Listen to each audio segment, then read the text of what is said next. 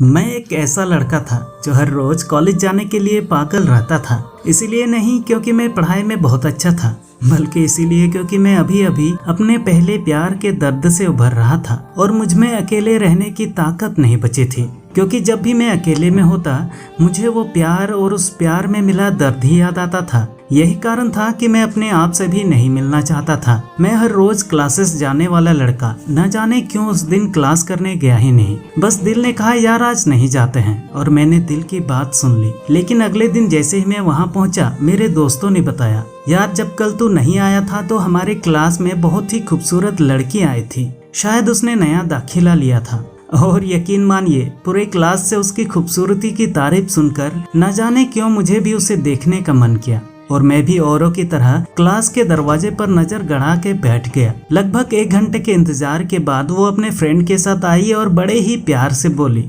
Ma'am मे आई कम इन। ऐसा सुनते ही उन सब लड़कों में से जो उसके इंतजार में पलके बिछाए बैठे थे ऐसे बिहेव किए जैसे उनमें से एक एनर्जी निकली हो। और मेरा दिल तो तब मिल्खा सिंह बन गया जब वो आगे की 2 बेंच छोड़कर मेरे बगल में आकर बैठ गई। उस दिन मैंने पढ़ाई में भले ही कुछ ना सीखा हो, लेकिन लड़कियों को देखकर बाल और शर्ट को ठीक करना तो लगभग सीख ही गया था। अब मैं हर वक्त बस उससे बात करने की कोशिश में लगा रहता था। लेकिन वो तो आपने सुना ही होगा, इश्क ने गालिब निकम्मा बना दिया, वरना हम भी आदमी थे काम के। अब बस उससे ना तो कुछ बात हो पाती और ना ही उसके सामने जाने पर मेरी आवाज निकलती।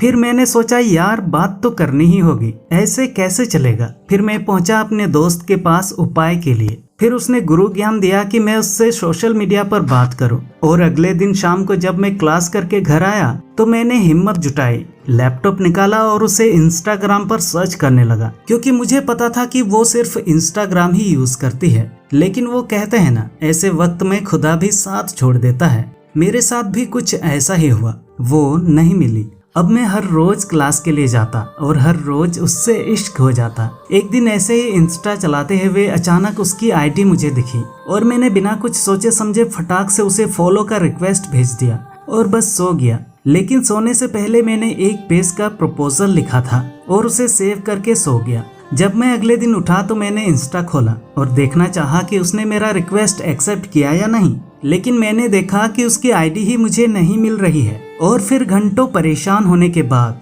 पता चला कि उसने मुझे ब्लॉक नाम के शब्द से घेर दिया है।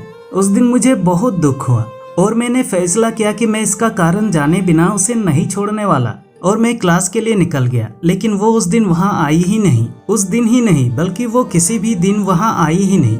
सबने अपनी क्लासेस खत्म करके आगे की तैयारी में लग गए और मैंने भी इश्क करना छोड़ दिया था। लेकिन मैं बस उसे इतना बताना चाहता था कि मैं उससे कितना प्यार करता हूँ। एक दिन अचानक उसका मैसेज आया, हेलो कैसे हो।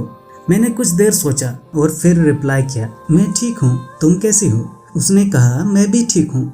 मैंने झट से उस मैसेज को कॉपी किया जो उस दिन उसके ब्लॉक करने के पहले मैंने लिखा था और उसे भेजने के बाद मैंने बिना रुके उसे ब्लॉक कर दिया। क्योंकि शायद मेरे अंदर दोबारा ना सुनने की ताकत नहीं बची थी।